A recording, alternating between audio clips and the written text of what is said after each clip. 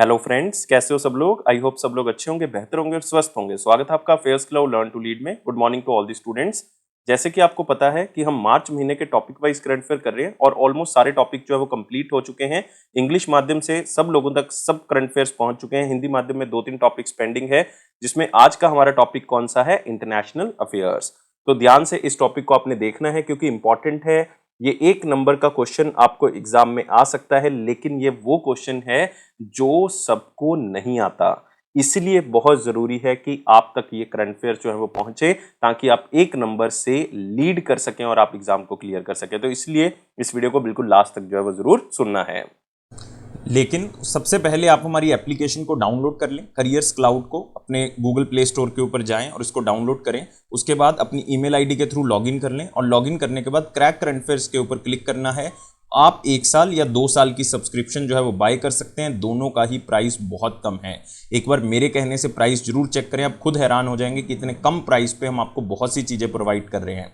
तो क्या क्या आपको मिलेगा? आपको मिलेंगे daily current affair. Daily current affair में दोस्तों 3 सेक्शंस होंगे। एक में डिटेल करंट अफेयर होंगे, एक में question and answer format current affairs होंगे जो कि आपको ई बुक की मदद से मिलेंगे, और एक होगा क्विज जो कि आप हमारी एप्लीकेशन के ऊपर डेली अटेम्प्ट कर सकते हो। ऐसे ही वीकली सेक्शन तैयार किया गया जिसमें आपको 2 पीडीएफ्स मिलेंगी, जिसमें एक डिटेल करंट अफेयर की होगी, एक क्वेश्चन एंड आंसर फॉर्मेट होगा, लेकिन एक क्विज होगा जो कि हर हफ्ते आप हमारी एप्लीकेशन के ऊपर अटेम्प्ट कर सकते हो। नेक्स्ट होगा मंथली सेक्शन। इसमें 4 तरह की पीडीएफ्स मिलेंगी जो कि अलग अलग तरह से आप यूटिलाइज कर सकते हो। जैसे कि स्टडी पीडीएफ है, ये डिटेल करंट अफेयर है जिसमें आपको थ्योरेटिकल करंट अफेयर मिल जाएगा। एक क्वेश्चन एंड आंसर फॉर्मेट में जितने भी करंट अफेयर डिटेल में मिलेंगे वो क्वेश्चन एंड आंसर फॉर्मेट में इसमें मिल जाएंगे, तो प्रैक्टिस यहां से कर सकते हो। बेस्ट 100 करंट अफेयर्स भी आपको दिए जाएंगे जो कि उस महीने के बेस्ट करंट अफेयर्स होंगे। उसमें 100 करंट अफेयर जो है वो क्वेश्चन एंड आंसर फॉर्मेट में आपको दिए जाएंगे। एक पॉकेट पीडीएफ होगी, मतलब जल्दी जल्दी में करंट अफेयर्स को रिवाइज करने के लिए 2 लाइन में 3 लाइन में, तो आप इसका यूज कर सकते हैं। इसी के साथ हम आपको दे रहे हैं टॉपिक वाइज करंट अफेयर। हम 20 बहुत ही इंपॉर्टेंट टॉपिक्स की अलग अलग पीडीएफ आपको प्रोवाइड करेंगे। अगर आप पर्टिकुलर किसी एग्जाम के लिए कुछ टॉपिक्स को रिवाइज करना चाहते हैं, जैसे कि आप इंपॉर्टेंट अपॉइंटमेंट्स को रिवाइज करना चाहते हैं, अवार्ड्स को रिवाइज करना चाहते हैं, तो इस पीडीएफ के थ्रू आप कर सकते हैं। अगर आप बैंकिंग स्टूडेंट है, बैंकिंग एग्जाम की तैयारी कर रहे हैं, तो हम आपको 3 अलग चीजें प्रोवाइड करेंगे, जिसमें बैंकिंग एंड इकोनॉमी से रिलेटेड डिटेल करंट अफेयर, उसी से related question and answer format current affair आपको पीडीएफ में मिल जाएगा, और बैंकिंग एंड इकोनॉमी का क्विज भी आप अटेम्प्ट कर सकते हो। हर महीने अटेम्प्ट कर सकते हो हमारी एप्लीकेशन के ऊपर। और अगर जितना भी करंट अफेयर अभी तक हो चुका है, जैसे मान लो आपका एग्जाम जो है वो 30 मई को है, तो 29 मई तक जितना भी करंट अफेयर हो चुका है वो सारा का सारा एक ही पीडीएफ से रिवाइज करने के लिए उसी साल का आप एग्जाम पीडीएफ का यूज कर सकते हैं। आपको डिटेल में बजट और इकोनॉमिक सर्वे दिया जाएगा। इसमें आपको 2 चीजें मिलेंगी, एक तो डिटेल, एक क्वेश्चन एंड आंसर फॉर्मेट में भी हम आपको बताएंगे कि कौन कौन से क्वेश्चन बजट और इकोनॉमिक सर्वे से बनाए जा सकते हैं।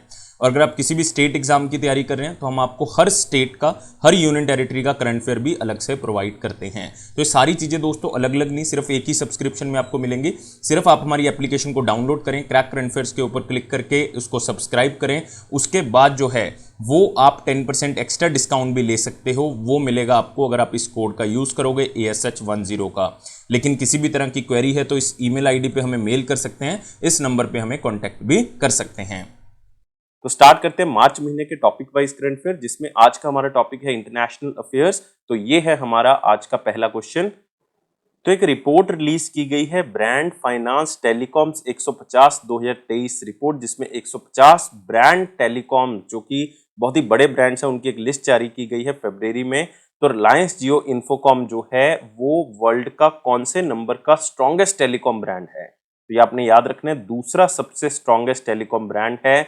और पूरे वर्ल्ड का सबसे स्ट्रॉन्गेस्ट टेलीकॉम ब्रांड जो है वो स्विसकॉम है, स्विट्जरलैंड का है। तो आंसर यहाँ पे क्या होगा? फर्स्ट होगा। तो जो स्विट्जरलैंड का स्विसकॉम है उसका जो नंबर है वो 100 में से 92 नंबर हैं, और जो जियो है उसके 100 में से 90 नंबर हैं। तो 2 का डिफरेंस जो है वो यहाँ पे दिखेगा। तीसरे नंबर पे जो कंपनी है वो आप देख रहे हो, ये एटिसैलेट बाय ई एंड, और ये जो है वो यूनाइटेड अरब एमिरेट्स की कंपनी है। ये तीसरे नंबर पे है, इसका स्कोर जो है वो 89.1 है। और ये है BSI स्कोर, मतलब जिसको हम कहते हैं ब्रांड स्ट्रेंथ इंडेक्स। तो ब्रांड स्ट्रेंथ इंडेक्स में सबसे टॉप पे स्विसकॉम है और जियो का रैंक जो है वो क्या है? सेकंड नंबर पे है। तो आपने याद रखना है, मोस्ट वैल्यूएबल टेलीकॉम ब्रांड्स की जो लिस्ट है वर्ल्ड वाइड वो जारी की जाती है। ये स्ट्रॉन्गेस्ट टेलीकॉम ब्रांड में जियो दूसरे नंबर पे है। अगले क्वेश्चन के ऊपर आते हैं।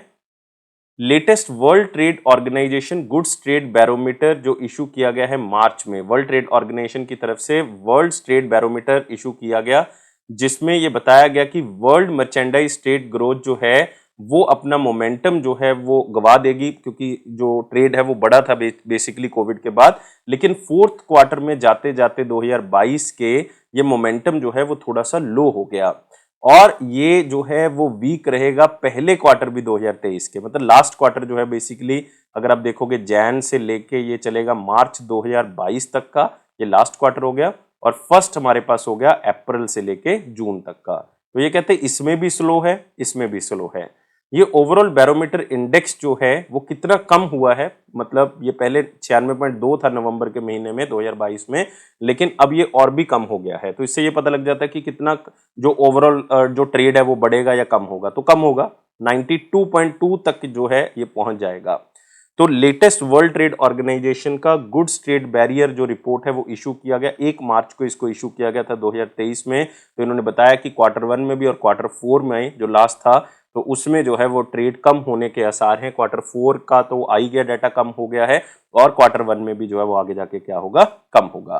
तो पहले अगर आप देखोगे क्वार्टर 3 में ये बढ़ा था 5.6% जो है वो ये बढ़ा था, अगर 2021 के कंपैरेटिव हम करते हैं 2022 का तो ये बढ़ा था, लेकिन अब कम हो गया है। तो ये क्वेश्चन वैसे आपको एग्जाम में पूछने के चांसेस डायरेक्टली कम है, लेकिन स्टेट पब्लिक सर्विस कमीशन के किसी मेंस का एग्जाम लिख रहे हो या कुछ लिख रहे हो तो उसमें आपको ये काम आ सकता है। अगले क्वेश्चन पे आते हैं, कौन से पॉइंट जो है वो सही हैं अगर हम एक देखें report more than a billion reasons the urgent need to build universal social protection for children report को, जो कि मार्च 2023 में रिलीज की गई। तो अगर पढ़ लेते हैं कि कौन कौन सी बात जो है वो इसमें से सही है। ये रिपोर्ट जो है वो सोशल प्रोटेक्शन फॉर चिल्ड्रन के ऊपर है, मतलब बच्चों को किस तरह से देखभाल की जानी चाहिए, किस तरह से उनको प्रोटेक्ट किया जा सकता है, पढ़ाया जा सकता है। और इस स्टेटमेंट के अकॉर्डिंग ये WHO और यूनिसेफ की तरफ से रिलीज की गई है और दूसरी रिपोर्ट है। ये बात सही है कि ये दूसरी रिपोर्ट है, लेकिन ये यूनिसेफ और WHO की नहीं है, ये ILO और यूनिसेफ की है। ये बात आपने याद रखनी है। ILO इंटरनेशनल लेबर ऑर्गेनाइजेशन और यूनिसेफ की है, United nation international children fund की। ये दूसरी रिपोर्ट है जो उन्होंने पेश की है और 1 मार्च को इसको रिलीज किया गया था। तो पहली स्टेटमेंट गलत हो जाती है। इस रिपोर्ट के अकॉर्डिंग 31 इंडियन स्टेट्स ऐसी हैं जिन्होंने prime minister cares for children scheme को आगे बढ़ाया, उसको बहुत ही अच्छे से इंप्लीमेंट किया, उसको लॉन्च किया, जो कि कोविड-19 पैंडेमिक के दौरान जो है वो लॉन्च की गई थी कि जो पीएम केयर्स में फंड होगा वो बच्चों के लिए स्पेशली यूज किया जाएगा, उनकी एजुकेशन के लिए यूज किया जाएगा। तो ये बात जो है वो यहाँ पे बिल्कुल सही बात है और बहुत ही अच्छे से स्टेट्स ने इसको इंप्लीमेंट किया है। अराउंड 10,000 फुल ऑर्फन्स, मतलब फुल ऑर्फन्स का मतलब है जिनके माता पिता दोनों ही अपनी जान गंवा चुके हैं ड्यूरिंग कोविड-19, उनका देहांत हो चुका है।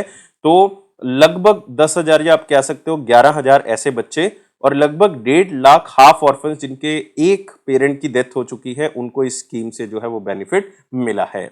और खास करके बिल्कुल सही है ये स्टेटमेंट, और खास करके आयुष्मान भारत स्कीम का बहुत ज्यादा बेनिफिट हुआ है, जो कि एक हेल्थ इंश्योरेंस स्कीम है जिसमें 5 लाख रुपए तक का इंश्योरेंस जो है वो प्रति व्यक्ति दिया जाए, प्रति फैमिली जो है वो दिया जाता है 1 साल के अंदर, और ये इन बच्चों को भी स्पेशली दिया गया। तो इसका मतलब सही स्टेटमेंट जो है वो सिर्फ बी और सी है, तो आंसर क्या होगा, 3 होगा। अगले क्वेश्चन के ऊपर आते हैं, which of the following points is और आर करेक्ट, कौन सी पॉइंट्स जो है वो सही हैं अगर एक रिपोर्ट देखें, democracy report 2023, defiance in the face of autocratization, ये रिलीज की है एक इंस्टीट्यूट है V Dem varieties of democracy institute, March 2023 में इस रिपोर्ट को रिलीज किया गया। आपने याद क्या रखना है इसमें, डेमोक्रेसी रिपोर्ट 2023 किसके द्वारा इशू की जाती है ये याद रखना है, और करेक्ट स्टेटमेंट हम अपने आप ही यहाँ पे ढूंढ लेंगे। तो इसमें बताया गया कि इंडिया का रैंक जो है वो 97th है। देखो इसमें 2 चीजें बताई जाती हैं, एक तो लिबरल डेमोक्रेसी इंडेक्स बताया जाता है, एक इलेक्टोरल डेमोक्रेसी इंडेक्स बताया जाता है। लिबरल डेमोक्रेसी का मतलब लोगों को कितनी आजादी है, कितना बोल सकते हैं। इलेक्टोरल डेमोक्रेसी मतलब इलेक्शंस का प्रोसेस जो है बहुत ही अच्छा है, डेमोक्रेसी के अकॉर्डिंग जो है वो हो रहा है। तो लिबरल डेमोक्रेसी में इंडिया का रैंक जो है वो 97th है, और अगर आप इलेक्टोरल डेमोक्रेसी में देखोगे इंडिया का रैंक बहुत ही पीछे है, 108 नंबर पे है जो इंडिया। तो इसमें इंडिया जो है वो काफी पीछे चला गया है दोनों में बेसिकली अगर आप देखोगे, क्योंकि लास्ट ईयर ये 97 नहीं था, 93rd था अगर 2022 का देखोगे। और इलेक्टोरल डेमोक्रेसी में भी इंडिया का रैंक जो है वो पिछले साल के मुकाबले बहुत ही कम हो गया है, 100 था 2022 में, लेकिन अब 108 हो गया, मतलब और भी यार डेमोक्रेसी जो है वो लो हो चुकी है इंडिया में इस इंडेक्स के अकॉर्डिंग। तो पहली स्टेटमेंट जो है वो बिल्कुल सही स्टेटमेंट है। तो आप यहाँ पे देख सकते हो कि कितना जो है वो इंडिया डाउन आ गया डेमोक्रेसी के अंदर। और इस रिपोर्ट के अंदर ये बताया गया India is one of the top 10 autocratizing country in the last 10 years, placing it at rank 108 and in the bottom 50% of the liberal democracy index. क्या मतलब हुआ इसका? इस रिपोर्ट के अंदर बताया गया कि जो 10 कंट्रीज ऐसी हैं जो कि आप कह सकते हो कि डेमोक्रेटिक कंट्रीज के अंदर आती हैं, लेकिन उनका रैंक जो है वो बहुत ज्यादा लो है। तो मतलब डेमोक्रेसी किस बात की फिर? तो इसलिए उनका रैंक जो है वो बहुत ही कम है। इवन 50% बॉटम कंट्रीज के अंदर जो है वो इंडिया का रैंक आता है। तो बहुत ही शर्म की बात तो है, लेकिन ये बात भी जो है वो बिल्कुल सही है। तो ये जो लिबरल डेमोक्रेसी इंडेक्स है, डेनमार्क टॉप द स्कोर, मतलब डेमोक्रेसी सबसे ज्यादा अच्छी जो फॉलो की जाती है वो डेनमार्क के अंदर फॉलो की जाती है। 0.89 जो है वो स्कोर है। दूसरा स्थान इसमें स्वीडन का है। लिबरल डेमोक्रेसी की हम बात कर रहे हैं। इलेक्टोरल डेमोक्रेसी में भी डेनमार्क यार टॉप पे है, मतलब बहुत ही अच्छा कंट्री है। आप कह सकते हो कि बहुत ही अच्छे से लोगों को फ्रीडम दी जाती है। तो यहाँ पे डेनमार्क टॉप करता है, लेकिन इसमें जो इलेक्टोरल डेमोक्रेसी है उसमें स्विट्जरलैंड का दूसरा स्थान है, स्वीडन का नहीं है। तो ये आप थोड़ा सा याद रखना पड़ेगा आपको। ये स्टेट पब्लिक सर्विस कमीशन में थोड़ा सा क्वेश्चन घुमा के जो है वो आपके पास पहुंच सकता है। तीसरी स्टेटमेंट भी यहाँ पे सही है। आंसर क्या होगा? ऑल 1 2 3। तो सारे पॉइंट जो है वो बिल्कुल सही हैं। अगले क्वेश्चन के ऊपर आते हैं। मार्च 2023 में यूनाइटेड नेशन मेंबर्स ने एग्री किया, पहली बार एक इंटरनेशनल ट्रीटी साइन की गई है, हाई सीज ट्रीटी, ताकि मेरीन बायोडाइवर्सिटी को यार बचाया जा सके। क्योंकि जितना भी मेरीन बायोडाइवर्सिटी है उसको हम जो है वो बिल्कुल नज़रअंदाज कर रहे हैं, और बहुत सी चीज़ें जो हैं वो हम समुद्र से निकाल रहे हैं या उसका यूज़ कर रहे हैं। हम बिल्कुल आंखों पे पट्टी बांध के ऐसा कर रहे हैं, और पूरी की पूरी बायोडाइवर्सिटी खत्म होती जा रही है। और जो नेशनल बाउंड्रीज के बाहर का एरिया है उसको हमने खास तौर से बचाने के लिए ये हाई सीज ट्रीटी जो है वो साइन की है। और हाई सीज ट्रीटी के अकॉर्डिंग वर्ल्ड का ओशन, कितने % वर्ल्ड का ओशन जो है वो हमने प्रोटेक्ट करना है? इस ट्रीटी के अकॉर्डिंग हमने 30% तो यार वर्ल्ड के ओशंस को प्रोटेक्टेड एरियाज में कन्वर्ट करना है। आंसर क्या होगा इसका? 2 होगा। बहुत ही इंपॉर्टेंट क्वेश्चन है। पहली बार यूनाइटेड नेशन मेंबर्स की तरफ से एक लीगली बाइंडिंग एग्रीमेंट है, मतलब ये मानना ही पड़ेगा, ओशन ट्रीटी साइन की है, हाई सी ट्रीटी, ताकि हम मेरीन बायोडाइवर्सिटी को बचा सके, जो कि नेशनल बाउंड्रीज के बाहर का एरिया, जिसको हम इंटरनेशनल वाटर्स के नाम से जानते हैं, मतलब 12 नॉटिकल माइल्स के बाहर का जो बेसिकली एरिया है। तो एग्रीमेंट स्पेशली जो है वो इंटर गवर्नमेंटल कॉन्फ्रेंस हुई थी marine biodiversities of area beyond national jurisdiction, उसके अंदर ये डिसाइड किया गया। और यूनाइटेड नेशन, इससे पहले एक चल रही थी United Nation Convention on on the law of the sea, जिसको UNCLOS बोला जाता था, UN क्लॉज बोला जाता था। इसको 1994 में बनाया गया था। इसका मकसद भी यही था कि बायोडाइवर्सिटी को हमने किसी तरह से अच्छे से एस्टैब्लिश करना है, उसको बचाना है। और इस ट्रीटी जो अभी साइन की गई, इसके अंदर स्पेशली कहा गया है कि कम से कम 30% एरिया तो जो वर्ल्ड ओशन का है उसको हमने प्रोटेक्टेड एरियाज में कन्वर्ट करना है। उसके लिए हमें माइनिंग को लेकर रूल्स बनाने पड़ेंगे हाई सी से ऊपर। हमें फंड जो है वो बेसिकली चाहिए होगा, ताकि जितना भी मेरीन बायोडाइवर्सिटी है, पानी से जुड़ी हुई जो व्यवस्था है उसको ठीक कर सके जो खराब हो चुकी है, और जितने भी रिसोर्सेज हैं उसको किस तरह से यूज करना है उसके लिए एक प्लानिंग जो है बेसिकली बनानी है। तो हमने ओशन लाइफ को बचा के रखना है साथ में, और साथ ही साथ जो है वो ऐसे नहीं कि बाकी चीजों को हमने दर्द निकार कर देना है कि हमने इन चीजों को बचाना है, तो यार मतलब जो लोग उसके ऊपर डिपेंड है उनको भूखा मार दें, ऐसा कुछ नहीं है। दोनों चीजों को हम साथ में लेके चलेंगे। अगले क्वेश्चन के ऊपर आते हैं। कौन सी ऑर्गेनाइजेशन और बैंक है रिसेंटली एक रिपोर्ट रिलीज करता है, women business and law 2023 report, जिसमें बताया गया कि नियरली 2.4 बिलियन जो औरतें हैं वर्किंग एज की, उनको उतने इकोनॉमिक राइट्स नहीं मिलते जितने मैन को मिल रहे हैं। मतलब एक अगर कोई मैनेजर है, औरत है, और एक आदमी जो मैनेजर है, तो दोनों को इक्वली इकोनॉमिक राइट्स में बेसिकली नहीं मिलते। ये इस रिपोर्ट का खुलासा है। और ये रिपोर्ट स्पेशली रिलीज किसने की है? वर्ल्ड बैंक की तरफ से रिलीज की गई है। ये हर साल पेश होती है रिपोर्ट। ये 9th रिपोर्ट है जो इस बार वर्ल्ड बैंक की तरफ से पेश की गई है, और इसमें बताया गया लगभग आप कह सकते हो 2.4 बिलियन औरतें जो हैं उनको जो है वो सेम राइट्स नहीं मिलते। इकोनॉमिक राइट्स की हम बात कर रहे हैं जो कि मेन को मिलते हैं। मतलब आप कह सकते हो कि 77% के आसपास औरतों को ये इकोनॉमिक राइट्स जो है वो सही तरीके से नहीं मिलते, और लीगल राइट्स भी जो है वो जितने मेंस यूज कर सकते हैं, जितने आदमी यूज करते हैं, उतने जो है वो औरतें यूज नहीं कर पाती। तो ये बहुत ही मतलब आप कह सकते हो फिर से दुर्भाग्यपूर्ण है, जिसमें हम कहते हैं कि पैट्रियार्कल सोसाइटी है, जिसमें जो आदमी है उसको ज्यादा सुना जाता है। तो अभी तो बहुत सी चीजें चेंज हो चुकी हैं, लेकिन अभी भी इस रिपोर्ट के अंदर ये बताया गया है कि अभी भी जो औरतों को उतने राइट्स जो है वो बेसिकली नहीं मिलते। तो ये रिपोर्ट के अंदर स्पेशली बताया गया कि 1971 से लेकर 2023 तक जो है वो क्या चेंजेस आए हैं। इसमें 190 कंट्रीज को कवर किया गया है और इस चेंजेस के अंदर ये डाटा सामने आया है। तो इसको थोड़ा सा याद रखें और आप कहीं पे लिख भी सकते हैं इसको। अगले क्वेश्चन के ऊपर आते हैं।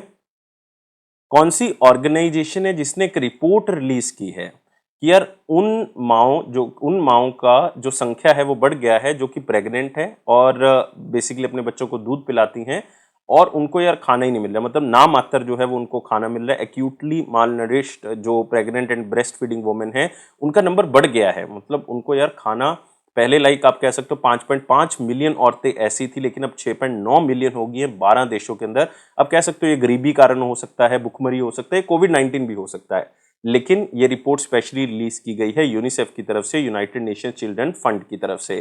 तो यार अगर माओं को खाना नहीं मिलेगा तो बच्चे जो हैं वो आप कह सकते हो कि माल नरिष्ट पैदा होंगे, उनमें इतनी ज़्यादा क्षमता नहीं होगी कि वो कोई भी काम कर सके। तो इसीलिए इस चीज़ को ख़त्म करना बहुत ज़रूरी है।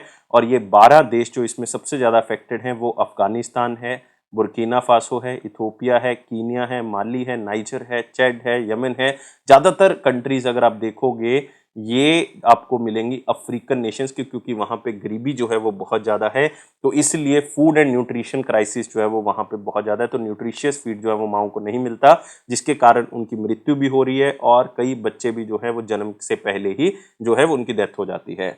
और ये इंटरनेशनल वुमेन डे के दिन जो है वो इस रिपोर्ट को रिलीज किया गया। इसको 8 मार्च 2023 को रिपोर्ट को रिलीज किया गया था और इसमें 1 बिलियन से ज़्यादा जो औरतें हैं या जो बच्चे हैं उसका सर्वे जो है वो स्पेशली लिया गया और देखा गया कि बच्चे अंडरवेट पैदा हो रहे हैं, बच्चों की हाइट जो है वो बहुत ही कम है, उनमें बहुत ज़्यादा डेफिशिएंसीज हैं, कई तरह की बीमारियां पैदा हो चुकी हैं। तो इसलिए ये बहुत ज़रूरी है कि इस चीज़ को हम ध्यान में रखें। अगले क्वेश्चन के ऊपर आते हैं। As per the new International Women's Day 8 March 2023 को मैंने अभी बताया गया, इसकी एक रिपोर्ट रिलीज की गई city index 2023। India has the highest number of female billionaires in the world. यार मतलब बहुत ही अच्छी बात है कि इंडिया में जो औरतें हैं वो बिलियनियर्स है। अभी हम राइट्स की बात कर रहे थे और कौन सा कंट्री इस लिस्ट में टॉप करता है, क्योंकि उसकी 92 फीमेल बिलियनियर्स हैं। तो सबसे पहले आपने इंडिया का रैंक याद रखना है। India 5th highest number of female billionaires हैं। इंडिया 5th नंबर पे आता है और आपने याद रखना है इंडिया के साथ जो आता है वो ऑस्ट्रेलिया भी आता है और साथ में हांगकांग भी आता है। मतलब इनका स्थान भी जो है वो कौन सा है, 5वां है। और कितने बिलियनियर्स हैं इंडिया में औरतों के अगर देखें तो 9 फीमेल बिलियनियर्स जो हैं वो इंडिया के अंदर बैठी हुई हैं, वो इंडिया के अंदर बिजनेस कर रही हैं। और टॉप कंट्री तो यार मेरे ख्याल से बताने की जरूरत नहीं, जिसमें सबसे ज्यादा बिलियनियर औरतें हैं, 52 महिलाएं जो है वो बिलियनियर्स हैं। तो आंसर यहां से क्लियर है, 5th और यूनाइटेड स्टेट्स होगा, 2nd इसका आंसर होगा। तो इसमें आपने याद रखना एक नाम, सवित्री जिंदल। सवित्री जिंदल जो कि एक पॉलिटिशियन भी हैं, बिजनेस वुमेन भी हैं, वो रिचेस्ट वुमेन के तौर पे सामने आई हैं इंडिया में इस रिपोर्ट के अकॉर्डिंग, जिनकी टोटल संपत्ति 16.96 बिलियन जो है वो आंकी गई है। तो इसमें पहला स्थान यूएसए का है, दूसरा स्थान जो है वो इसमें चाइना का है। चाइना जो है वो 46 फीमेल बिलियनियर्स हैं, यूएस डोमिनेट कर रहा है और 80% फीमेल बिलियनियर्स की जो नेटवर्थ है वो यूएसए से ही बिलोंग करती है। और इसमें जर्मनी का रैंक जो है वो तीसरा है। तो पहले पे यूएसए, दूसरा चाइना, तीसरा जर्मनी और 5वां जो है वो कौन सा है, इंडिया है। ये बात आपने थोड़ी सी याद रखनी है। अगले क्वेश्चन के ऊपर आते हैं।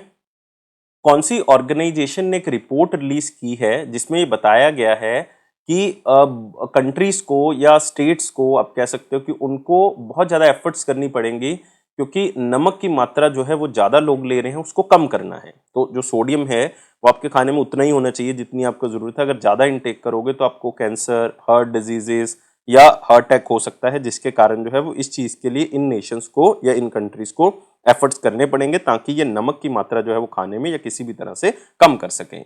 और ये रिपोर्ट मतलब आप यहाँ पे भी देख सकते हो कि किसने रिलीज की होगी, तो वर्ल्ड हेल्थ ऑर्गेनाइजेशन की तरफ से इसको रिलीज किया गया। और आपने याद रखना है कि इस रिपोर्ट के अंदर ये स्पेशली बताया गया है कि सोडियम इनटेक अगर रिड्यूस करते हैं तो बहुत सी बीमारियों का हल जो है वो किया जा सकता है। और सोडियम इनटेक जितना अभी है वो टारगेट रखा गया कि उससे हमने 30% कम करना है 2025 तक, ये टारगेट स्पेशली रखा गया है।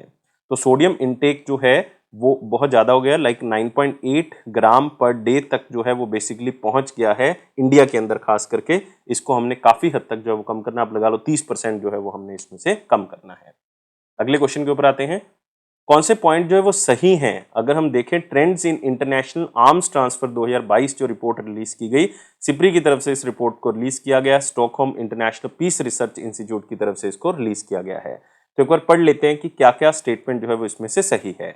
India was the world largest importer of the major arms. India ने सबसे ज्यादा हथियार जो है वो मंगवाए हैं 2018 से 22 के बीच में, और इससे पहले ये रिकॉर्ड था 93 से 22 तक का, लेकिन इंडियन ने अब इस रिकॉर्ड को जो है वो तोड़ दिया है। अब 18 से लेके 22 के बीच में भी इंडिया जो है वो सबसे ज्यादा इंपोर्टर बन गया है मेजर आर्म्स का। बहुत बड़ी बात है। तो इंडिया जो है वो सबसे आगे है, बिल्कुल सही बात है। यहाँ पे पहली स्टेटमेंट जो है वो बिल्कुल सही है। इवन इंडिया में जो इंपोर्ट्स का डिक्लाइन हुआ वो 11% डिक्लाइन जरूर हुआ है, कम जरूर हुआ है, लेकिन अगर आप वर्ल्ड का डाटा निकालोगे तो उसमें अभी भी इंडिया जो है वो सबसे आगे, लेकिन 11% हमने आगे से कम किया है। इंडिया टॉप 3 इंपोर्ट सोर्सेज, कहां से सबसे ज्यादा हथियार मंगवाए हैं? रशिया से सबसे ज्यादा मंगवाए हैं, 45% जो रशिया से मंगाए हैं। पहले हम 64% तक रशिया से मंगवाते थे, लेकिन अब हमने कम कर दिया, 45% तक हमने मंगाया है। फ्रांस जो है वो सेकंड नंबर पे आ जाता है 29%, और यूएसए तीसरे नंबर पे आ जाता है 11% पे। तो यहाँ पे ये भी आपने याद रखना कि सबसे ज्यादा हथियार हम रशिया से मंगवाते हैं, तब से लेके बहुत टाइम से हम रशिया से ही सबसे ज्यादा हथियार खरीदते हैं। पहली बात बिल्कुल सही है, दूसरी भी बिल्कुल सही है। इंडिया 31%, चाइना 23%, इजिप्ट या मिस्र जो है वो 9.3% जो है वो हथियार रिसीव करता है, और ये सबसे ज्यादा हथियार रशिया से जो है वो बेसिकली करता है। तो ये भी बात जो है वो बिल्कुल सही है कि सबसे ज्यादा हथियार रशिया से कौन जो है वो मंगवाता है। तो रशिया से सबसे ज्यादा हथियार जो है वो इंडिया मंगाता है, 31% के आसपास रशिया का जो एक्सपोर्ट है वो इंडिया को है सिर्फ, फिर चाइना को, फिर इजिप्ट को। तो तीसरी बात भी यहाँ पे सही है। तो आंसर क्या होगा? ऑल ABC, फर्स्ट जो है वो बिल्कुल सही है। अगले क्वेश्चन के ऊपर आते हैं। कौन सा एडिशन फ्रांस की लेड मल्टीलेटरल 5 नेशंस की एक नवल एक्सरसाइज ला पेरूज 2023 जो कि इंडियन ओशन रीजन में हुई है, उसका कौन सा एडिशन बेसिकली किया गया? तो सबसे इंपॉर्टेंट है ये ला पेरूज 2023 एक्सरसाइज, और इस बार ये थर्ड एडिशन था। तो आंसर क्या होगा इसका? 1 होगा। तो थर्ड एडिशन फ्रांस की तरफ से इस एक्सरसाइज को लीड किया गया, नवल एक्सरसाइज है। 13 और 14 मार्च को ये एक्सरसाइज की गई है। इंडियन ओशन रीजन में इस एक्सरसाइज को किया गया, और इसके अंदर लाइक आप कह सकते हो शिप्स ने पार्टिसिपेट किया है, हेलीकॉप्टर्स ने पार्टिसिपेट किया, नेवीज ने पार्टिसिपेट किया है।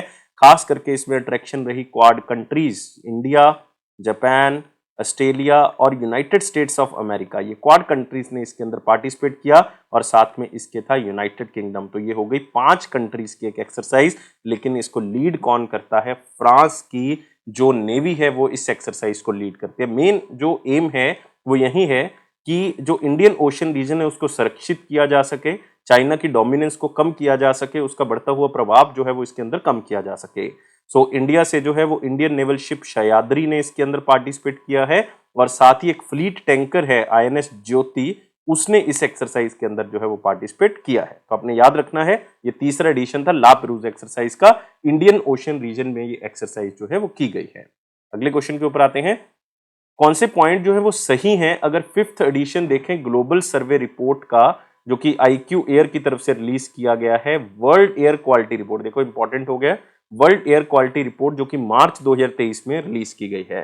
तो अगर पढ़ लेते हैं, इंपॉर्टेंट है, 5th एडिशन है। इसके अकॉर्डिंग पहली स्टेटमेंट है कि लाहौर जो पाकिस्तान में है ये ऐसा शहर बन चुका है जिसमें एयर क्वालिटी सबसे खराब है, मतलब सबसे खराब एयर क्वालिटी वाला शहर लाहौर है। मोस्ट इंपॉर्टेंट पॉइंट मैं आपको बता रहा हूं, याद रखना है। और चैड जो कि सेंट्रल अफ्रीका के अंदर है, वो मोस्ट एयर पोल्यूटेड कंट्री है। अगर कंट्री वाइज देखें तो चैड है, अगर शहर वाइज देखें तो लाहौर है। इससे पहले बांग्लादेश होता था 2022 में, लेकिन अब चैड आ चुका है। तो पहली स्टेटमेंट जो बिल्कुल सही है, और मोस्ट इंपॉर्टेंट स्टेटमेंट आपने याद रखना है, लाहौर सबसे एयर पोल्यूटेड जो है वो शहर है, कंट्री जो है वो चैड है। तो दूसरी स्टेटमेंट के ऊपर आते हैं कि इंडिया का रैंक जो है वो 7वां है। यहाँ पे ये स्टेटमेंट गलत हो जाती है, क्योंकि इंडिया का 7वां स्थान नहीं, 8वां स्थान है। 2022 की इस रिपोर्ट के अंदर इंडिया का पार्टिकुलेट मैटर 2.5 जो है वो ज्यादा है। पहले जो है वो आप कह सकते हो कि पहले के मुकाबले थोड़ा सा कम जरूर हुआ है, लेकिन अभी जो है वो अभी भी ज्यादा है इसके अंदर। तो ये स्टेटमेंट जो है वो गलत है, क्योंकि इंडिया का स्थान 8वां है यहाँ पे, ये आपने जो है वो खास तौर से याद रखना है। लेकिन इसी के साथ आप याद रखोगे कि पार्टिकुलेट मैटर 2.5 लेवल्स के अकॉर्डिंग देखोगे तो होतान, होतान HOTAN जो चाइना का एक शहर है वो जो है वो लाहौर के बाद दूसरे नंबर पे आता है। लाहौर पहले पे है, पतान जो है वो दूसरे नंबर पे आता है। इसमें भी लेवल्स 2.5 के कम हुए हैं, लेकिन बहुत ज्यादा है, 94 के आसपास है, बहुत ज्यादा है। नेक्स्ट आता है ग्वाम, जो कि अमेरिका का एक आइलैंड है, वो क्लीनेस्ट है यार, मतलब सबसे साफ जो है वो ग्वाम अमेरिका का एक आइलैंड है, जिसमें पर्टिकुलेट मैटर 2.5 मात्र 1.3 है। इंडिया में देखो 53.3 है, चाइना में 94 तक है, 94 तक। और ये बहुत बड़ी बात है कि इतना पर्टिकुलेट मैटर जो है वो यहाँ पे बहुत ज्यादा है, मतलब सी स्टेटमेंट जो है बिल्कुल सही है। तो सबसे वर्स्ट एयर जो है वो लाहौर की है, और सबसे जो क्लीनेस्ट एयर है वो गुआम की है। इस चीज को आपने याद रखना है। और अगर आपको कैपिटल सिटी पूछी जाए जो सबसे साफ है, मतलब शहर, तो आपको पता लग गया कि लाहौर सबसे जो है वो गंदा है, लेकिन सबसे साफ शहर जो है वो कौन सा है, कैनबरा है। ये आप याद रखोगे, कैनबरा ऑस्ट्रेलिया का शहर सबसे साफ शहर है। अगर कंट्रीज में बात करोगे तो गुआम आ जाएगा। अगले क्वेश्चन के ऊपर आते हैं, लेकिन इसमें सही स्टेटमेंट जो है वो कौन सी है, ए एंड सी है, तो आंसर क्या होगा इसका, 4 होगा। अगले क्वेश्चन के ऊपर आते हैं, कौन सी बात जो है वो इनकरेक्ट है। अगर हम स्काई ट्रैक्स का वर्ल्ड एयरपोर्ट अवार्ड देखें जो मार्च के महीने में दिया गया, तो एक बार पढ़ लेते हैं। इंपॉर्टेंट क्वेश्चन है कि कौन सी स्टेटमेंट जो है वो सही नहीं है। सिंगापुर का जो चांगी एयरपोर्ट है वो वर्ल्ड का बेस्ट एयरपोर्ट का खिताब हासिल करता है। इससे पहले हमद इंटरनेशनल एयरपोर्ट जो दोहा के अंदर है उसके पास था ये अवार्ड, लेकिन जो है अब इनका रैंक जो है वो सेकंड नंबर पे चला गया, और वर्ल्ड का सबसे बेस्ट एयरपोर्ट सिंगापुर का चांगी एयरपोर्ट जो है वो हासिल करता है। तो पहली स्टेटमेंट जो है वो बिल्कुल सही स्टेटमेंट है। स्काई ट्रैक्स ने चांगी एयरपोर्ट जो है उसको कहा है वर्ल्ड का best airport 9th time. 9th time, ये गलत है। वर्ल्ड का चांगी एयरपोर्ट जो है वो 12वीं बार जो है उसको वर्ल्ड के बेस्ट एयरपोर्ट का खिताब जो है वो मिला है। पहले 8 साल तो ये लगातार वर्ल्ड का बेस्ट एयरपोर्ट रहा है। फिर 2021-22 में जो है इसका रैंक आप कह सकते हो कि नीचे आ गया था, लेकिन 8 बार तो ये लगातार ही रहा है। अब 12वीं बार जो है वो इसको चुना गया वर्ल्ड का बेस्ट एयरपोर्ट। ये स्टेटमेंट गलत होगी। इंदिरा गांधी इंटरनेशनल एयरपोर्ट जो दिल्ली के अंदर है उसको 4 स्टार रेटिंग के अंदर रखा गया है, और उसको बेस्ट एयरपोर्ट और इन इंडिया और साउथ एशिया का खिताब मिला है, और उसका रैंक 36वां है। 36वां रैंक जो है वो इसमें आंका गया है 2023 के इस इंडेक्स में। ये बात जो है वो यहाँ पे बिल्कुल सही है। ये आपने याद रखना है कि cleanest airport in India and south Asia का जो खिताब है वो भी इंदिरा गांधी इंटरनेशनल एयरपोर्ट को मिला है, और बेस्ट एयरपोर्ट इन इंडिया और साउथ एशिया का खिताब भी इंदिरा गांधी इंटरनेशनल एयरपोर्ट को मिलता है। 36वां रैंक जो है वो दिया गया है। और इसी के साथ आपने याद रखना है कि राजीव गांधी इंटरनेशनल एयरपोर्ट जो हैदराबाद के अंदर है उसका रैंक 65th है 2023 की इस रैंकिंग के अंदर, और best regional airport in India and south Asia का खिताब राजीव गांधी इंटरनेशनल एयरपोर्ट को मिला है। तो इसमें इनकरेक्ट स्टेटमेंट तो भाई ओनली बी है, तो आंसर क्या होगा इसका, 2 होगा। अगले क्वेश्चन के ऊपर आते हैं। इंडियन नेवी का ए पोजाइडन 8I एयरक्राफ्ट पार्टिसिपेट करता है कौन से एडिशन की एंटी सबमरीन वॉरफेयर एक्सरसाइज है, सी ड्रैगन 2023, जो कि कहां पे हुई है, ग्वाम यूएसए में हुई है। अभी हम बात करके हटे थे कि सबसे क्लीनेस्ट जो बड़ा एरिया है वो कौन सा है, ग्वाम है, एक आइलैंड है यूएसए के अंदर, तो सबसे क्लीनेस्ट है, आप कह सकते हो सबसे साफ है, हवा उसकी सबसे साफ है। तो 15 से 30 के बीच में ये एक्सरसाइज हुई है, सी ड्रैगन 2023। तो कौन सा एडिशन है, ये तीसरा एडिशन है, तो आंसर क्या होगा, 4 होगा। तो इंडियन नेवी ने तीसरा edition anti submarine warfare exercise sea dragon का जो किया है, और उसके अंदर पार्टिसिपेट किया बेसिकली पोजाइडन 8I एयरक्राफ्ट उसके अंदर पार्टिसिपेट करता है। 15 से 30 मार्च के बीच में ये एक्सरसाइज की गई है। सी ड्रैगन जो है वो एक एनुअल एक्सरसाइज है, एक आप कह सकते हो कि एंटी सबमरीन वॉरफेयर एक्सरसाइज है, और इसके अंदर पोजाइडन 8I ने जो है वो खास तौर से पार्टिसिपेट किया। क्या आपको पता है कि कौन कौन सी कंट्री सी ड्रैगन के अंदर पार्टिसिपेट करती है? सी ड्रैगन के अंदर जो पार्टिसिपेट करने वाली कंट्रीज हैं वो हैं जापान, जापान पार्टिसिपेट करती है इसमें, कनाडा पार्टिसिपेट करता है इसमें, साउथ कोरिया भी पार्टिसिपेट करता है। जापान, कनाडा और साउथ कोरिया इस एक्सरसाइज में पार्टिसिपेट करता है, और इंडियन नेवी इसमें साथ में पार्टिसिपेट करेगी। तो आंसर क्या होगा इसका, 4 होगा। अगले क्वेश्चन के ऊपर आते हैं। कौन सी स्टेट और यूनियन टेरिटरी रिसेंटली जो है वो टाइम मैगजीन की टॉप 50 वर्ल्ड ग्रेटेस्ट प्लेसेस 2023 में शामिल की गई है? इसमें मयूरभंज डिस्ट्रिक्ट को भी लिया गया है ओडिशा की, और साथ में कौन सी स्टेट और यूटी को इसमें शामिल किया गया है, और ये है लद्दाख। ये वर्ल्ड की ग्रेटेस्ट प्लेसेस में शामिल है। मोस्ट इंपॉर्टेंट क्वेश्चन है, याद रखना है।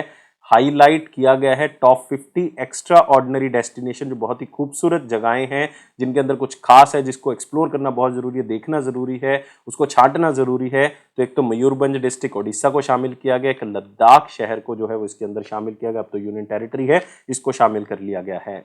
और आपने याद रखना है मयूरभंज जो है वो स्पेशली शामिल किया गया है अपने रेयर टाइगर्स के लिए और अपने पुराने मंदिरों के लिए, एंशिएंट टेम्पल्स के लिए, और आप कह सकते हो टाइगर्स के लिए। और जो लद्दाख शहर शामिल किया गया है ये एडवेंचर्स और ईट्स के लिए, मतलब खाने पीने के लिए और एडवेंचर करने के लिए लद्दाख को शामिल किया गया है। तो इसमें और भी कई शहर जो हैं वो शामिल हैं, जैसे कि डिजॉन इसमें शामिल है, फ्रांस का शहर इसमें लिया गया है, इसमें गीजा लिए गए हैं, इजिप्ट के जो पिरामिड्स हैं उनको लिया गया है। तो बहुत सी चीजें जो है इसमें शामिल की गई हैं, तो इस चीज को आपने याद रखना है। और मैगजीन ने स्पेशली मेंशन किया है मयूरभंज का छाओ छाओ, जो एक फेस्टिवल है, डांस फेस्टिवल है, जो कि यूनेस्को का इंटेंजिबल कल्चरल हेरिटेज लिस्ट में भी आता है, वो भी इस मैगजीन के अंदर स्पेशली बताया गया है। और लद्दाख के बारे में उन्होंने तिब्बतियन कल्चर के बारे में बताया हुआ है, बुद्धिस्ट कल्चर के बारे में बताया हुआ है, इनके ठंडे एरिया के बारे में बताया हुआ है। तो ये सारी चीजें वर्ल्ड के ग्रेटेस्ट प्लेसेस ऑफ 2023 की लिस्ट में शामिल की गई है। अगले क्वेश्चन के ऊपर आते हैं। Global commission of economic of water ने एक रिपोर्ट रिलीज की है मार्च के महीने में, in which by which year the food supply in India cross the globe will be reduced by at least 6%। Food supply यार इंडिया में और पूरे वर्ल्ड में 6% कम हो जाएगी, क्योंकि पानी की समस्या चल रही है, हीट स्ट्रेस बढ़ रहा है, लाइक लू चल रही है इंडिया के अंदर, या और भी गर्म हवाएं चल रही हैं, तो क्लाइमेट चेंज हो रहा है, जिसके कारण फूड सप्लाईज जो है वो वीक हो जाएंगी। अब कह सकते हो कई जगह पे खाना या अनाज नहीं होगा, जिसके कारण फूड सप्लाई कम हो जाएंगी। ये 2050 तक की बात कर रहे हैं कि 6% तक फूड सप्लाईज जो हैं वो कम हो जाएंगी। कभी भी ये नहीं सोचना कि यार 2050 तक तो हमने पता नहीं रहना है नहीं रहना, हमने यार आगे की जनरेशन्स के बारे में भी सोचना है। तो इसलिए हमें इन चीजों को अभी ठीक करना होगा, किसी तरह से अभी कुछ एफर्ट्स जो है वो हमने करने होंगे। तो एक रिपोर्ट रिलीज की गई है global commission on economics of waters की तरफ से, तो इसमें बताया गया कि 6% तक फूड सप्लाईज में कमी आ सकती है 2050 तक। इसके दो कारण हो सकते हैं, एक तो हीट स्ट्रेस है, पानी की कमी है, खेती में सबसे बड़ा योगदान इन दोनों चीजों का है, तो ये नुकसान करेंगी, नेगेटिव चीजें हैं क्लाइमेट को लेके, इसलिए जो है वो ये खराब करेंगी।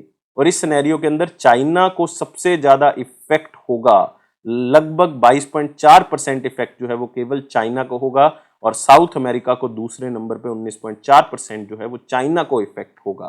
तो बहुत बड़ी बात है। और अगर बेस्ट टू बेस्ट केस भी देख लेना, बेस्ट टू बेस्ट मतलब आप कह सकते हो कि जिसमें क्लाइमेट के ऊपर भी इफेक्ट बहुत कम पड़े, फिर भी इंडिया की फूड सप्लाई चेन में जो है वो डिफरेंस आएगा, लगभग 6.52% का डिफरेंस जो बेस्ट केस सिनेरियो में आएगा। अगर वर्स्ट केस सिनेरियो देखें तो 16.1% तक कमी आ सकती है इंडिया की फूड सप्लाई चेन के अंदर। तो हमें अभी इसी को ठीक करना होगा। अगले क्वेश्चन के ऊपर आते हैं। Global landscape of renewable energy finance 2023 की अगर रिपोर्ट देखें, जो कि इंटरनेशनल रिन्यूएबल एनर्जी एजेंसी की तरफ से रिलीज की गई है और क्लाइमेट पॉलिसी इनिशिएटिव की तरफ से फरवरी के महीने में रिलीज की गई, तो उन्होंने बताया 70% of the developing and emerging countries जो हैं उनको सिर्फ कितने परसेंट ग्लोबल इन्वेस्टमेंट मिली है रिन्यूएबल एनर्जी को लेके। जो डेवलपिंग कंट्रीज 70% कंट्रीज को, जो कि इमर्जिंग कंट्रीज है, डेवलपिंग कंट्रीज है, उनको फंड बहुत ही कम मिला है, मात्र 15% मिला है जितनी टोटल इन्वेस्टमेंट हुई है पूरे वर्ल्ड लेवल पे सिर्फ रिन्यूएबल एनर्जी के लिए। तो बहुत ही कम है यार, इसको बढ़ाना होगा, क्योंकि रिन्यूएबल एनर्जी के ऊपर फोकस करना होगा। पॉपुलेशन बढ़ रही है, आप कह सकते हो, तो एक डाटा लिया गया तो इसमें लगभग $75 बिलियन जो है वो फंडिंग हुई है रिन्यूएबल एनर्जी को लेके, तो जो ग्लोबल इन्वेस्टमेंट का सिर्फ 15% के आसपास है, तो बहुत ही कम है। तो इसके लिए हमें और एफर्ट्स करने होंगे, हमें और इन्वेस्टमेंट को इसके अंदर जो है वो बढ़ाना पड़ेगा। अगले क्वेश्चन के ऊपर आते हैं। 11th edition World Happiness Report का रिलीज किया गया। मोस्ट इंपॉर्टेंट क्वेश्चन में इसको शामिल कर लें। वर्ल्ड हैप्पीनेस रिपोर्ट 2023 जो है वो रिलीज की गई। तो एक रैंकिंग होती है जो आप कह सकते हो कि रिलीज की जाती है हर साल, लेकिन कोविड के टाइम पे रिलीज नहीं की गई, तो अभी 2020 से 22 तक का ऑन एन एवरेज 3 साल का डाटा जो है वो बेसिकली उसको देखते हुए रिलीज किया गया है। तो इसमें टॉप पोजीशन पे कौन सी कंट्री है? टॉप पोजीशन पे जो है वो फिनलैंड है। ये याद रखना, सबसे हैप्पीएस्ट कंट्री जो है वो कौन सा है? फिनलैंड है। छठा साल जो है 6 बार, 6th ईयर इन ए रो, 6 बार लगातार जो है वो फिनलैंड टॉप पे आ चुका है। और दूसरा स्थान इसमें किसका है? डेनमार्क का है। दूसरा स्थान डेनमार्क का है। तीसरा जो है वो इसमें आइसलैंड का है। तीसरा आइसलैंड का है। इंडिया का रैंक, इंडिया में तो यार लोग दुखी बहुत हैं, 126वां रैंक है इंडिया का, तो इसका मतलब यहां से क्लियर है कि आंसर क्या होगा 4। पहला फिनलैंड का सबसे खुश जो कंट्री है वो फिनलैंड है, और दूसरे नंबर पे सबसे खुश कंट्री डेनमार्क है। आपने देखा डेमोक्रेसी के अंदर भी डेनमार्क सबसे आगे था। तीसरा सबसे खुश कंट्री आइसलैंड है, और उदास कंट्रियों की लिस्ट में इंडिया जो है वो आई थिंक जो है वो टॉप कर सकता है। बहुत से लोग जो है बहुत परेशान है इसके अंदर। तो वर्ल्ड हैप्पीनेस रिपोर्ट जो है एक पब्लिकेशन है, कौन इसको पेश करता है? Sustainable development solution network of the United nation, वो इसको पब्लिश करता है, और इसको गैलप वर्ल्ड पोल डाटा की तरफ से जो है वो रिलीज किया जाता है। और 5 अनहैप्पीएस्ट कंट्रीज की लिस्ट में सबसे टॉप कौन करता है? इसमें अफगानिस्तान आ जाता है, लेबनान आ जाता है, सेरा लियोन आ जाता है, जिम्बाब्वे है, कॉन्गो है। तो इसमें भी आप देखोगे अफ्रीका की कंट्री सबसे ज्यादा उदास है।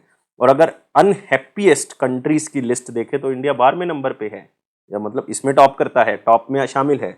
तो टॉप 20 अनहैप्पीएस्ट कंट्री में इंडिया का स्थान है। यार अनहैप्पी नहीं रहना है, हमने खुश रहना है। मतलब जो भी प्रॉब्लम्स है ये हमारे द्वारा ही क्रिएट की गई हैं, तो बहुत ज्यादा उदास नहीं होना। सारी चीजों का सोल्यूशन जो है वो भगवान ने दिया हुआ है, आपके पास अपने आप ही पहुंच जाना है। सिर्फ थोड़ी सी मेहनत करने की जरूरत है, उदास नहीं होना। अगले क्वेश्चन के ऊपर आते हैं। Name the organization that has recently signed a new accreditation master agreement. एक मास्टर एग्रीमेंट साइन किया गया है ग्रीन क्लाइमेट फंड को लेके 5 साल के लिए, जिसमें आप कह सकते हो क्लाइमेट के लिए फाइनेंस होगा उन कंट्रीज को जो कि बहुत ही ज्यादा नुकसान, जब बहुत ही ज्यादा जिसमें क्लाइमेट चेंज का इफेक्ट जो है वो पड़ रहा है। और ये ऑर्गेनाइजेशन हमारे पास है यूनाइटेड नेशन डेवलपमेंट प्रोग्राम। तो आंसर क्या होगा? 1 होगा। तो यूएनडीपी और green climate fund, green climate fund ने मिलके एक नया अक्रेडिटेशन मास्टर एग्रीमेंट साइन किया है, जो कि 5 साल के लिए वैलिड होगा। मतलब इसकी वैलिडिटी 2023 से लेकर 27 तक होगी, जिसमें क्लाइमेट को ठीक करने के लिए फाइनेंस दिया जाएगा उन कंट्रीज को जिसमें क्लाइमेट का बहुत ज्यादा इफेक्ट पड़ रहा है। तो ये जो मास्टर एग्रीमेंट है ये एक सेंट्रल इंस्ट्रूमेंट है बेसिकली, जिसमें टर्म्स एंड कंडीशन बताई हैं कि इस फंड को कैसे यूज करना है। तो मान लो किसी कंट्री को कोई फंड दे दिया गया, अब उस फंड को सही तरीके से यूज किया भी है या नहीं, तो इसकी अकाउंटेबिलिटी किसकी है? यूएनडीपी की। मतलब यूएनडीपी चेक करेगा कि वो प्रोजेक्ट्स जो है वो एग्जीक्यूट किए भी गए हैं या नहीं किए गए हैं, जो कि किसकी तरफ से अप्रूव किए गए? ग्रीन क्लाइमेट फंड की तरफ से अप्रूव किए गए हैं। मतलब जो अप्रूव करने का काम है वो ग्रीन क्लाइमेट फंड करेगा।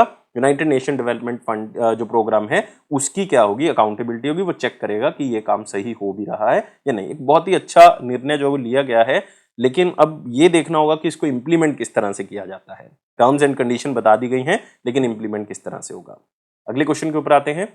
कौन सी ऑर्गेनाइजेशन है जिसने रिसेंटली एक रिपोर्ट रिलीज की और इसमें बताया गया है कि ग्लोबल क्लाइमेट एक्शन जो लिया जा रहा है अलग अलग कंट्रीज की तरफ से, अलग अलग इनिशिएटिव लॉन्च किए जा रहे हैं, वो काफी नहीं है और ग्लोबल वार्मिंग को नहीं रोका जा सकता 1.5 डिग्री सेल्सियस तक, क्योंकि इसका यार मतलब 1.5 डिग्री सेल्सियस जो है वो टेम्परेचर बढ़ेगा ही बढ़ेगा। ग्लोबल वार्मिंग बहुत ही तेजी से बढ़ रही है, हम जो एफर्ट्स कर रहे हैं बहुत ही कम है। ये ऑर्गेनाइजेशन है inter governmental panel on climate change, जिन्होंने इस रिपोर्ट को रिलीज किया है, और इनकी ये 6th असेसमेंट रिपोर्ट है जिसको AR6 का नाम दिया गया। क्लाइमेट चेंज 2023 इन्होंने बताया है कि जो भी हम ये काम कर रहे हैं, जितने भी हम रिन्यूएबल एनर्जी कर रहे हैं, इलेक्ट्रिक व्हीकल्स कर रहे हैं, हाइड्रोजन के एफर्ट्स कर रहे हैं, ये काफी नहीं है। और प्री इंडस्ट्रियल लेवल से हमने 1.5 डिग्री सेल्सियस तक टेम्परेचर नहीं बढ़ने देना। तो यार 1.1 डिग्री सेल्सियस मतलब 1.1 डिग्री सेल्सियस तो प्री इंडस्ट्रियल टाइम से ऑलरेडी बढ़ चुका है, तो 1.5 तक ही पहुंचना है। तो 1.5 से पहुंचने से बहुत से ग्लेशियर मेल्ट हो जाएंगे, तो बहुत से आइलैंड डूब जाएंगे, सी लेवल राइज कर जाएगा, तो बहुत ज्यादा खतरा जो है वो हो सकता है। और जो 1.1 डिग्री सेल्सियस बढ़ा है ना टेम्परेचर, इसमें 1.07 डिग्री सेल्सियस तो हमारे कारण बढ़ा है, मतलब ह्यूमन एक्टिविटीज के कारण बढ़ा है। ये बहुत बड़ी बात है, तो हमें अपने आप में कोई सुधार करना होगा, तभी हम इन चीजों को सुधार में लेके आ सकते हैं। अगले क्वेश्चन के ऊपर आते हैं। कौन सा इंडियन इंस्टीट्यूट ऑफ टेक्नोलॉजी है जिसको रिसेंटली टॉप 50 में शामिल किया गया है इंजीनियरिंग एंड टेक्नोलॉजी कैटेगरी के अंदर? QS वर्ल्ड यूनिवर्सिटी रैंकिंग की अगर हम रैंकिंग देखें, कैरली सीमेंट्स की वर्ल्ड यूनिवर्सिटी रैंकिंग सामने आई है सब्जेक्ट वाइज, जिसमें सब्जेक्ट है इंजीनियरिंग एंड टेक्नोलॉजी। और इसमें कौन सा IIT टॉप करता है इंडिया में से? ये है IIT बॉम्बे, और एक है IIT मद्रास तो नहीं है टॉप करने वाला, IIT दिल्ली है, दिल्ली है। तो आंसर क्या होगा? बोथ 1 और 2 होगा। तो टॉप 50 में शामिल है यार ये दोनों। मतलब IIT बॉम्बे का स्थान जो है वो 47th है, और IIT दिल्ली का स्थान जो है 48 है। मतलब टॉप किसने किया? IIT बॉम्बे ने किया, दूसरा स्थान जो है वो इसमें IIT दिल्ली का है। ये चीज आपने खास तौर से याद रखनी है। क्या आपको पता है पूरे वर्ल्ड का टॉप यूनिवर्सिटी कौन सा है इस इंजीनियरिंग वाली कैटेगरी के अंदर? और ये है MIT। MIT Massachusetts institute of technology जो कि मैसेच्यूसेट शहर में है, यूनाइटेड स्टेट्स ऑफ अमेरिका में है, इंजीनियरिंग एंड टेक्नोलॉजी के क्षेत्र में सबसे ऊपर है पहले स्थान पे। दूसरे स्थान पे फिर आ जाता है हमारे पास स्टैनफोर्ड यूनिवर्सिटी। स्टैनफोर्ड यूनिवर्सिटी दूसरे स्थान पे है। और तीसरा स्थान किसका है? कैम्ब्रिज यूनिवर्सिटी का, जो कि इंग्लैंड में स्थित है। तो ये 2023 की रिपोर्ट जो है वो 13th एडिशन है QS वर्ल्ड यूनिवर्सिटी रैंकिंग का।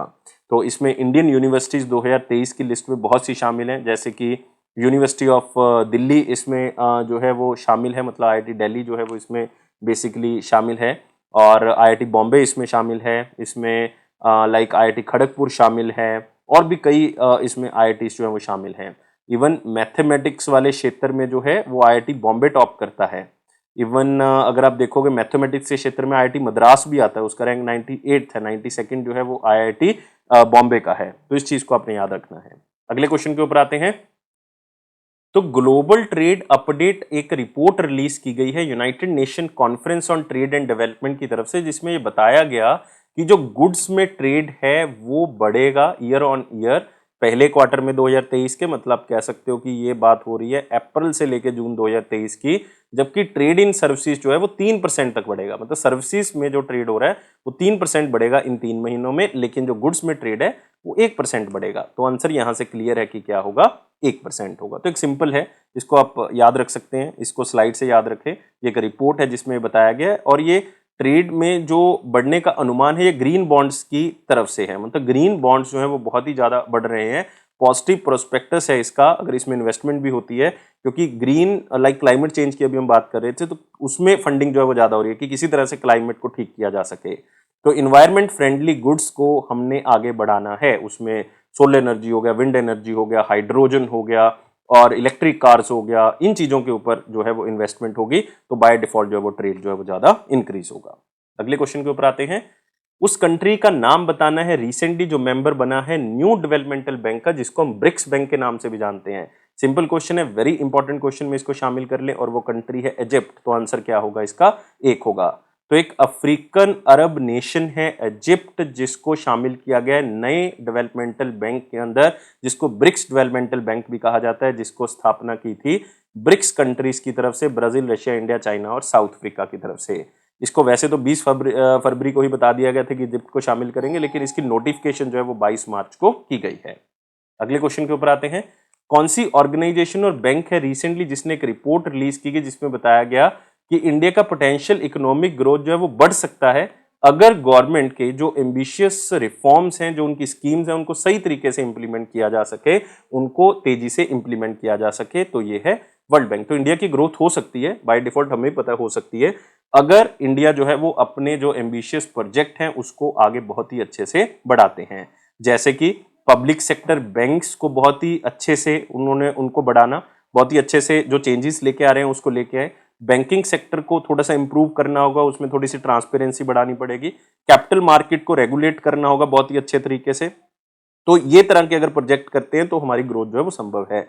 और इंफ्रास्ट्रक्चर के अंदर हमें थोड़ा सा पैसा लगाना होगा, क्योंकि जैसे कि नेशनल इंफ्रास्ट्रक्चर पाइपलाइन है जिसमें कई चीजों के ऊपर पैसा लगाना है, तो अगर लगाया जाए तो हम ग्रोथ में आ सकते हैं, बहुत ही अच्छी ग्रोथ जो है वो हम जनरली कर सकते हैं। क्योंकि स्लो डाउन हुआ है यार, इन्वेस्टमेंट बहुत ज्यादा स्लो हो गई है इंफ्रास्ट्रक्चर के ऊपर। अगर आप देखोगे इन्वेस्टमेंट ग्रोथ देखोगे ना, पहले 10.5% की होती थी, लाइक 2000 से लेके 2010 तक इन्वेस्टमेंट ग्रोथ 10.5% थी, बहुत ही अच्छी थी। लेकिन अब जो है वो 5.7% है। अगर 2011 से लेके 21 तक का या 20 तक का डाटा देखें तो आप देखो लगभग आधी है इन्वेस्टमेंट सरकार की। अगले क्वेश्चन के ऊपर आते हैं।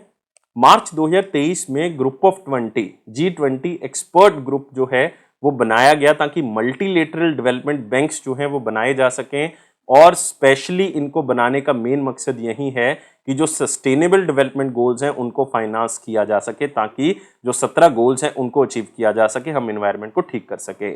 एक्सपर्ट ग्रुप कितने टाइम में जो है ये रिपोर्ट को सबमिट करेगा, क्योंकि इंडिया की प्रेसिडेंसी चल रही है G20 की, सबको पता है कि 1 दिसंबर 2022 से लेके 30 नवंबर 2023 की ये प्रेसिडेंसी इंडिया के पास है, और इन्होंने 30 जून 2023 तक ये रिपोर्ट जो है वो खास तौर से सबमिट करनी है। तो इसके अंदर ये बताया जाएगा कि मल्टीलेटरल डेवलपमेंटल बैंक्स होंगे जो कि सस्टेनेबल डेवलपमेंट गोल्स को अचीव करने के लिए किस तरह से फंडिंग देंगे, क्या उनकी गाइडलाइंस होंगी, क्या उनकी जो है वो रूल्स एंड रेगुलेशंस होंगे, किस तरह से उनको इंप्लीमेंट करना है, ये सारी चीजें वो बताएंगे। 30 जून 2023 तक अपनी रिपोर्ट जो है वो सबमिट कर देंगे। अगले क्वेश्चन के ऊपर आते हैं। IL-78 mid air refueller aircraft के साथ कौन से ऐसे इंडियन एयरफोर्स के एयरक्राफ्ट और फाइटर्स हैं जिन्होंने रिसेंटली एक कोबरा वॉरियर 2023 एक्सरसाइज के अंदर पार्टिसिपेट किया, पहली बार यूनाइटेड किंगडम के अंदर। तो इंडियन एयरफोर्स की तरफ से एक्सरसाइज कोबरा वॉरियर में पार्टिसिपेशन दी गई। ये एक्सरसाइज जो है वो रॉयल एयरफोर्स यूनाइटेड किंगडम की तरफ से जो है वो ऑर्गेनाइज की गई थी, वहीं पे हुई है। वेडिंगटन एयरफोर्स बेस यूनाइटेड किंगडम में हुई है 6 से लेकर 24 मार्च के बीच में। और इसके अंदर इंडिया तो है ही है, इसमें फिनलैंड पार्टिसिपेट करता है, सऊदी अरेबिया ने पार्टिसिपेट किया इस एक्सरसाइज के अंदर जिसका नाम है कोबरा वॉरियर। और ये पहली बार ये एक्सरसाइज हुई है और इसमें कई तरह के एयरक्राफ्ट जो हैं वो शामिल हुए, जैसे कि एक IL-78 mid air refueller aircraft शामिल हुआ, मिराज 2000 फाइटर्स जो हैं वो शामिल हुए, लाइक 5 जो हैं वो मिराज इसमें शामिल हुए थे, और 2 C-17 ग्लोबमास्टर 3 एयरक्राफ्ट जो है वो पार्टिसिपेट करते हैं। और इसमें खास तौर से याद रखना है कि सिर्फ इंडिया, फिनलैंड या सऊदी अरेबिया की एयर फोर्सेस ने ही पार्टिसिपेशन नहीं किया, इसमें इवन स्वीडन की एयरफोर्स भी पार्टिसिपेट करती है, Saudi Arabia, Belgium, USA, Singapore, ये कंट्रीज की एयरफोर्स भी पार्टिसिपेट करती है। तो इसलिए नाम याद रखना है, कोबरा वॉरियर 2023। अगले क्वेश्चन के ऊपर आते हैं। कौन सी कंट्री को रिसेंटली मलेरिया फ्री का दर्जा दे दिया गया है वर्ल्ड हेल्थ ऑर्गेनाइजेशन की तरफ से? 2 कंट्रीज को रिसेंटली मलेरिया फ्री का दर्जा दिया जा चुका है और ये 2 कंट्रीज हैं, एक तो अजरबैजान है, एक तजिकिस्तान है। तो आंसर यहां से क्लियर है, बोथ 1 और 2 होगा। मलेरिया फ्री मतलब लगातार कोई भी मामला जो है वो मलेरिया को लेके जो है वो वहां पे नहीं आया है। अजरबैजान में तो जो लास्ट मलेरिया का मामला आया था वो 2012 में आया था, तो लगभग आप देख सकते हो 11 साल हो चुके हैं कि कोई भी मामला सामने नहीं आया। तजिकिस्तान में लास्ट मलेरिया का मामला 2014 में आया था, तो हम कह सकते हैं कि ये मलेरिया फ्री कंट्रीज जो है वो वर्ल्ड हेल्थ ऑर्गेनाइजेशन की तरफ से डिक्लेयर कर दी गई हैं। अभी तक 41 कंट्रीज और 1 टेरिटरी डिक्लेयर कर दी गई है malaria free world health organisation की तरफ से, और इसमें 21 कंट्रीज सिर्फ यूरोपियन रीजन की ही शामिल हैं। मतलब यूरोप में मलेरिया जो है वो फ्री डिक्लेयर कर दिया गया। ऑलमोस्ट कुछ कंट्रीज जो है वो यूरोप में बची हैं जिनको मलेरिया फ्री अभी घोषित नहीं किया गया है। तो ये थे हमारे पास बहुत ही important current affair. I think video आपको अच्छा लगा होगा, तो वीडियो को लाइक करें, शेयर करें और चैनल को अभी के अभी सब्सक्राइब कर लें। आप हमारे हर प्लेटफॉर्म को ज्वाइन कर सकते हैं, फेसबुक है, इंस्टाग्राम है, लिंक्डइन है, टेलीग्राम चैनल है, लेकिन हर नोटिफिकेशन आपको मिलेगी टेलीग्राम चैनल पे, तो इसका लिंक डिस्क्रिप्शन बॉक्स में दिया हुआ, वहां से ज्वाइन करें। Thank you guys, take care and bye bye.